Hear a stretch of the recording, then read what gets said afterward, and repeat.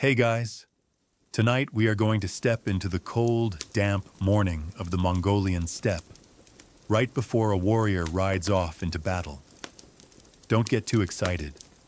Your armor smells like horse sweat. Your boots are half frozen, and you'll soon find out why the breakfast you're holding in your hand smells surprisingly sour. So before you get comfortable, take a moment to like the video and subscribe, but only if you genuinely enjoy what I do here. Also, I'd love to know. Drop a comment below with your city and what time it is for you right now. Now dim the lights, maybe turn on a fan for that soft background hum, and let's ease into tonight's journey together.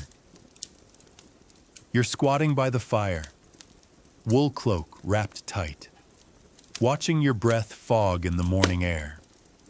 Someone passes you a wooden bowl. It's warm. It sloshes.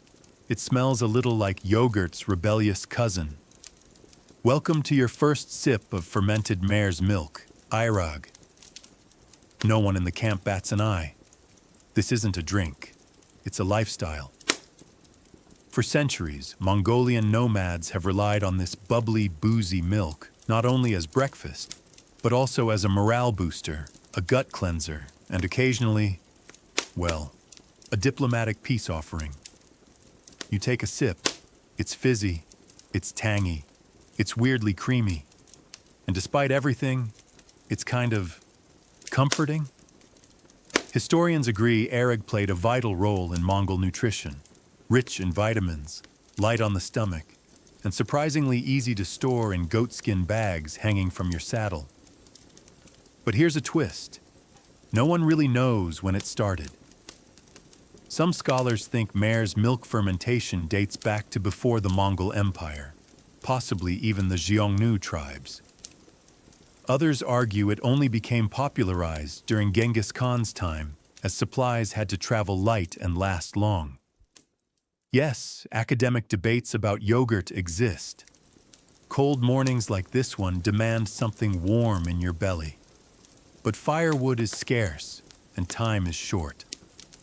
So instead of a hot stew, you get your carbs from what they call milk porridge, a blend of curds, arag, and maybe a hint of dried millet if someone got lucky the last trade route.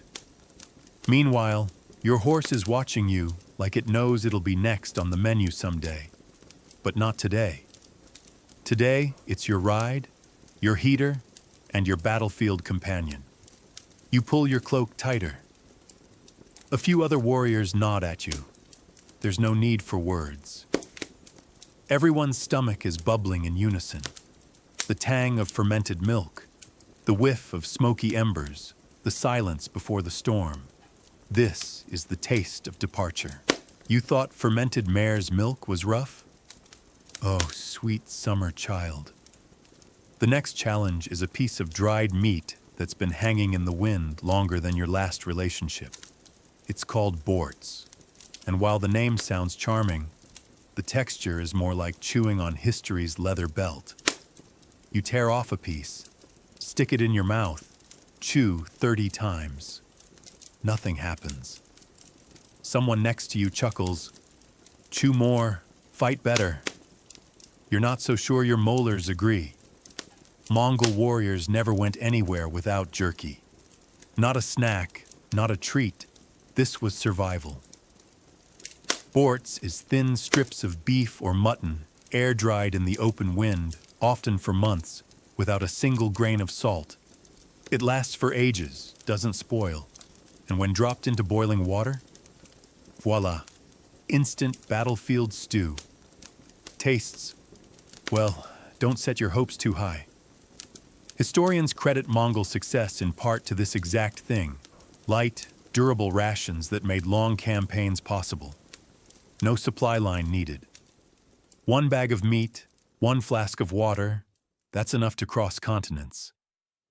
Even Marco Polo wrote about it, amazed at how Mongols could ride for days with nothing but jerky in their bags.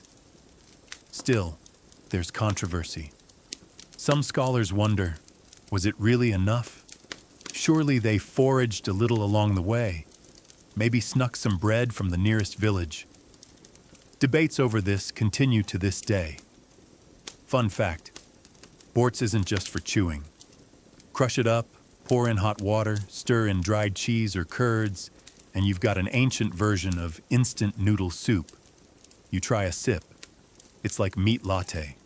Strong, bold, questionably nourishing. The warrior next to you pokes at his meat with a stick, sighs, "Was this ever alive?" You both laugh. No one thinks it tastes good, but everyone knows it keeps you breathing. You stash your last strip of jerky into a leather pouch at your hip. It might just be your lunch tomorrow, or dinner. The wind whistles. The horses grow restless. After biting into this, battle feels just one step closer. You've survived sour milk and brick-hard jerky. Congrats. But now, you catch a smell. Something bubbling, something gamey, and your stomach isn't sure if it's hungry or horrified. You follow the scent to a big iron pot, and inside, welcome to Mongol-style offal soup, known affectionately, or not, as shol. This is not a dish for the picky. If it came out of a sheep and isn't wool or a bleat, it's probably in the pot. Livers, lungs, kidneys, intestines, even the stomach lining if someone's feeling generous. It's all chopped, boiled, salted if they have salt, and served straight up, no filter. You kneel down, peer into the pot, and yep, there's something vaguely floating that still looks like it remembers being alive. A warrior hands you a ladle. Eat, good for strength. You brace yourself and take a sip. It's hot, earthy, a bit chewy. Actually, not the worst thing you've had today. Historically, Mongols wasted nothing. The offal, organs, and internal parts were considered power foods, rich in nutrients and not to be discarded. When traveling in a group, one sheep could feed a dozen men, especially if you made sure every part counted. What's fascinating is that organ meats often went to elders or elite warriors, a status dish, if you will. Eating lungs and hearts wasn't just survival, it was a show of strength and trust. Some accounts suggest warriors would even share bites from the same piece of liver before battle. A bonding moment over something that squishes. Of course, modern scholars still debate whether the average warrior ate these organ stews regularly, or if they were more ceremonial. The academic camp is split. Some say offal was daily nourishment. Others argue it was occasional and symbolic. Back in the pot, someone's adding fermented curds to thicken the broth. Another guy's grating in dried cheese, and it's starting to smell tangy. You slurp another mouthful. Okay, it's grown on you. Kind of like if stew and yogurt had a baby. You look around. No one complains. This isn't fine dining, but it's hot. It's hearty. And it means you'll ride out with something warm in your belly. In a world where frostbite and blade wounds wait just days away, a bowl of weird, wiggly meat is comfort food. You finish the bowl, give a respectful nod to the cook, probably someone's uncle, and toss the last chewy bite down your throat. You're ready, disgusted maybe, but ready. After yesterday's culinary chaos, fermented milk, jerky, and offal, you're starting to wonder, how did Mongols survive without farming? I mean, no wheat, no rice, no cute little dumplings. Yet here you are, fullish somehow. You walk past a campfire where someone's stirring a thick paste. It looks like mashed potatoes but smells like old cheese. Welcome to Arul, dried milk curds. They're tough, tangy, and sometimes sweet if you're lucky. Think of it as nature's protein bar, if nature hated teeth. Arul is the Mongol answer to carbs. No flour, no problem. They took yogurt or milk, boiled it, curdled it, strained it, then dried it into rock-solid chunks. This stuff could last years. Seriously, some pieces found in old saddlebags are still edible after centuries. Or, well, chewable. You pop one into your mouth, it sits there, doesn't melt, doesn't soften. It just exists. So you chew, and chew, and chew. Your jaw begins its workout. Besides arul, Mongols also had sute tsai, milk tea made with water, tea bricks, and a generous helping of salt. Sometimes dried meat got tossed in. Other times, rice if traded. But flour? Rare. Instead, your belly learns to feel full from fat, dairy, and meat. Historians find this fascinating. A high-protein, high-fat diet with minimal carbs, sustained over generations. Not only did it work, it fueled conquests across thousands of miles. Of course, debates rage about whether it was healthy or just the best they could do. Science isn't sure. Mongols didn't wait around for dietitians. Then there's bortsog, the occasional fried dough treat if you had access to flour. Crunchy, golden, dipped in clotted cream or honey. But most days, no such luck. Arul is your best friend and worst enemy. Someone offers you a sliver of dried cheese. You accept. It crumbles, sharp, salty. It doesn't scream comfort, but it fuels your ride. And that's the point. You sit on a log, arul in hand, horse behind you, sky stretching endlessly overhead. No rice bowls, no bread. But somehow, you're not starving. You might think, before charging into battle, I should eat like a beast, right? Nope. That's how you vomit under armor. Here's the Mongol logic. Eat to fight, not to nap. Warriors often kept their meals light. Maybe some soup, dried curds, or a bit of milk tea. Enough to energize. Not enough to weigh you down. The golden rule? Eat until you're about 7/10 full. You sip warm broth while a veteran leans in and warns. Eat too much, and your horse will outrun your stomach. You believe him. Your stomach is already protesting from yesterday's organ stew. This wasn't about asceticism. It was about performance. Mongol warriors valued speed, endurance, and clarity on the battlefield. A bloated gut doesn't pair well with high-speed archery or wresting a sword from someone trying to decapitate you. Historians believe this strategic moderation contributed to their success. Not just warriors, even horses were fed according to energy needs, not overfed. The Mongols were minimalist athletes in leather and fur. Of course, some scholars argue the 7/10 rule might be a myth, more folklore than fact. The debate over how precisely they regulated intake continues. But one thing's clear. Food was fuel, not indulgence. You watch another warrior wipe his mouth and tuck leftover jerky back into a pouch. Nothing wasted. He doesn't look hungry. He looks alert. You try the same. Just a small bowl of salty milk tea and a strip of cheese. It's enough. You're not full, but you're sharp. The wind bites. The sky stretches like parchment. You're not weighed down. You're ready to ride. The camp smells interesting. Not bad. Not good. Just mysterious. You approach the fire and spot a stew bubbling away. It's thick, murky, and vaguely beige. A warrior stirs it slowly with a stick. You ask, "What's in it?" He shrugs. "Meat." You press further. "What kind of meat?" "Meat," he repeats, deadpan. You take the hint. Welcome to the great Mongol mystery pot. You don't ask. You just eat. Mongol cooking wasn't about recipes. It was about survival. Whatever you had, bones, skin, fat, tendon, maybe something still twitching, it all went in. Some warriors even tossed in chunks of fur by mistake, or maybe not by mistake. Fiber? The resulting stew, often called shöl, yes, same name as the organ soup, could vary wildly. Sometimes it was hearty and meaty. Other times it was just hot water with personality. You dip your spoon and pull out a lump of something gelatinous. It jiggles. It's probably edible. This wasn't just random chaos. There was a method to the madness. Use every part of the animal.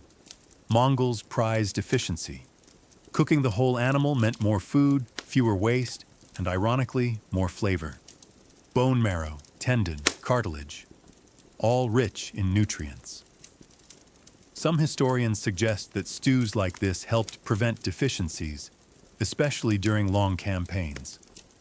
Others argue it was just desperate cooking with whatever was lying around. The line between genius and necessity, as always, is blurry. You hear a warrior mutter, "Tastes better when you're cold and tired." You agree. Hunger makes the best seasoning. A nearby pot contains something even sketchier, boiled hoof with onions. Supposedly good for joints. You pass.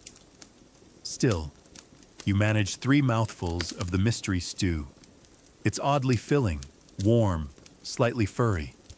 You don't want to know more. You wipe your mouth with your sleeve, nod in thanks, and walk away, still chewing something vaguely rubbery. Whatever it was, it's part of you now. So, you thought meat was just meat? Oh no. In the Mongol camp, even meat had hierarchy. Not in terms of taste, but in function, symbolism, and practicality. You see, before a battle, not all meat was treated equally. Some cuts went to warriors, others were saved for elders, and there was even a system for who got which part of the animal. Front legs? Good for young riders, they're lighter and easier to digest. Hind legs? Heavier, longer lasting, saved for veterans who needed endurance. Someone hands you a strip of backstrap and says, "This is commander's meat." You chew slower out of sheer respect. Historians note that this meat allocation system wasn't just nutrition, it was discipline. A way to organize, prioritize, and respect the chain of command through food. The battlefield began at the campfire. In fact, some chronicles suggest that Genghis Khan's troops ritually divided meat by rank and achievement, and violating this system could lead to punishment. Others argue it's exaggerated legend. As always, scholars continue to debate. Mongols believed different parts of an animal carried different strengths: heart for courage, liver for endurance, and marrow for vitality. Whether symbolic or not, it reinforced unity and purpose. You weren't just eating, you were fueling a role. There were also practical reasons. Some meat was quicker to cook. Some lasted longer when dried. In winter, fat-rich cuts were favored. In summer, lighter pieces. It was nutrition by strategy. You're handed a bowl of stew. You recognize ribs, maybe a tongue, definitely some fat. You eat with awareness now. This isn't just dinner, it's deployment. It's not just what you eat, it's when and how. In the Mongol army, mealtime wasn't casual. It was a part of the system. Food followed rules, strict ones. You're sitting in the camp, chewing on a strip of meat when a commander walks by. "Not now," he says firmly. You swallow awkwardly. Lesson learned. You eat when told. Meals were often coordinated. Everyone ate together at set times, often after tasks or scouting missions. It wasn't just efficiency, it was control. A soldier who can follow food discipline can follow battle commands. And it gets deeper. Even who eats first mattered. Commanders and elders went first, then junior soldiers. Not out of snobbery, but to ensure order, respect, and to model restraint. The food chain mirrored the command chain. Some historians believe that this food discipline prevented chaos during long campaigns. Others argue it's a romanticized ideal, another point of academic debate, naturally. Portion sizes were also regulated. No hoarding, no overeating. If food was shared from one pot, it was done fairly. A soldier caught sneaking extra, not good. Sharing was sacred, especially in the harsh steppe. This also helped maintain morale. No one wanted to see someone else feasting while they gnawed on bone dust. Equality at the fire pit meant unity on the battlefield. You get handed a bowl, modest but warm. You wait. A signal is given. Everyone eats, synchronized like clockwork. There's no talking, just chewing and the crackle of wind. You chew slowly. Not full, but satisfied. Not indulgent, but energized. Food, here, isn't comfort. It's command. One day, there's no stew, no tea, no jerky, just nothing. You think someone forgot to cook. Nope. This is intentional. Sometimes hunger was part of the training, a way to sharpen the mind, toughen the will. Mongol warriors were expected to endure more than just battle. Starvation, thirst, exhaustion, these were daily companions. So periodically, leaders would withhold food deliberately to simulate real conditions. At first, you're annoyed, then lightheaded, then strangely alert. Historical accounts mention voluntary fasting during long rides, not for religion, not for show, just practice. Train empty, fight full. Better to get used to hunger in camp than panic in the wild. Of course, not everyone agrees this was widespread. Some scholars argue this sounds more like a story told after the glory, not a practice of everyday life. Yet the debate lives on. There's also mental conditioning. Hunger quiets you, makes you focus. In a weird way, it's like meditation. Your senses heighten, your breathing slows, your priorities sharpen. You're not thinking about gossip or horseshoes. You're thinking about survival. At the same time, hunger was communal. If one person didn't eat, usually no one ate. It built solidarity. You weren't suffering alone. You were suffering together. You glance around. No complaints, no protests. Just warriors sitting still, waiting, hungry, calm. You feel your stomach grumble, but you don't panic. You breathe, you adjust, you endure. And in that moment, you realize, hunger in this army isn't weakness. It's training. Tonight's different. There's a weight in the air, a hush. The stars seem sharper. The fire burns slower. This is your last night in camp before battle, and the meal you're about to have. This one's special. You sit cross-legged with your unit. No loud laughter, no bragging, no arguing over meat pieces. Just quiet chewing, like everyone's trying to memorize the moment. On the menu, the good stuff. Fatty cuts, hot broth, a bit of dried fruit if supplies are lucky. Someone even opens a stash of bortsog, those rare golden fried dough bits. Tonight is about more than food. It's about ritual. You notice one warrior pour a few drops of milk onto the ground, an offering.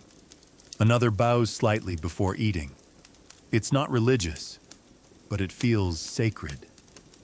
Historical records suggest Mongol troops treated the final pre-battle meal as a kind of spiritual checkpoint, a moment of grounding, gratitude, mental focus, not just eating, but preparing. There's even a superstition: don't leave scraps. It's bad luck. Clean bowl, clean conscience, clean charge. Of course, not all historians agree this was universal. Some think these traditions developed later or were only followed by elite units. But the symbolism remains a subject of ongoing research. After the meal, no one rushes away. You sit a little longer. Feel the warmth of the fire, the weight of your armor beside you, the closeness of your comrades. Someone plays a quiet tune on a morin. The notes float in the air like smoke, soft, strong, a reminder of home. of purpose. You finish your last bite. You stand, not full, but centered. Tomorrow, you ride.